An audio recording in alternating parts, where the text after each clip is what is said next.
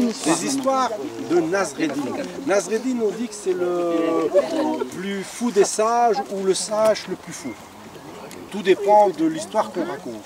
Parce qu'effectivement, il fait des choses très très bizarres. Par exemple, la première histoire, il s'était passé plusieurs années sans pleuvoir. Parce que Nasreddin habite en Turquie, toutes cette zone-là. La Turquie, la Grèce et tout ça. Et il était resté plus de 3 ans sans pleuvoir et les gens n'avaient pratiquement plus de réserve d'eau. Et quand il y a un gros problème, qu'est-ce qu'on fait? On s'adresse à Nasreddin parce que lui c'est le grand sage qui a contacté les hommes les plus puissants de la terre, les savants et tout, et que lui-même fait de tout. Alors les gens vont trouver Nasreddin, ils disent Nasreddin, voilà, c'est bien catastrophique, on n'a presque plus rien à donner à boire à nos enfants, on n'a presque plus d'eau pour faire à manger, il faut qu'on fasse quelque chose. Est-ce que tu ne connaîtrais pas quelque chose, toi qui connais tellement de choses? Alors Nasreddin réfléchit, il dit oui. Il dit, mais pourquoi est-ce que tu ne l'as pas fait avant? Vous ne m'aviez pas demandé. Ah bon, ça fait... Enfin, non, puis il dit, pour midi, vous venez tous sur la place et avec toutes vos réserves d'eau. Et voilà, tout le monde sur la place, avec les réserves d'eau autour de la place. Et Nasreddin arrive avec une bassine et son linge sale.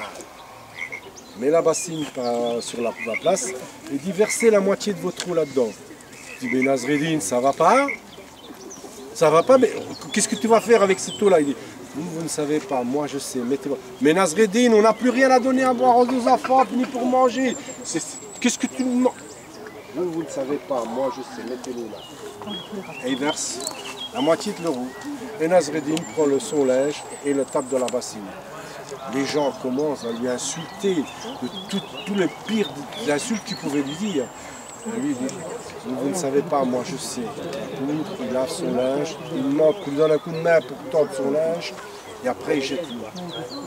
Il dit, versez le reste. Mais Nasreddin, mais t'es fou! C'est reparti pour un nouveau tour d'insultes, de menaces. Et une fois que les gens ont mis toute l'eau, il jette le reste de ses vêtements, il remet ses vêtements et il les rince. Et il demande qu'on les tord. Et à ce moment-là, il les tord. Et il arrive sur le village, un nuage, un gros nuage énorme avec tout noir, avec plein des éclairs. Et il y a une drache qui ont fait remplir tous les puits, toutes les réserves. Vous voyez? C'est comme ça. À chaque fois que je lave mon linge. Et c'est vrai. C'est vrai ça. Alors, maintenant, ça c'est le Nasreddin fou. Maintenant, je veux dire le Nasreddin sage. Dans ce village, le Nasreddin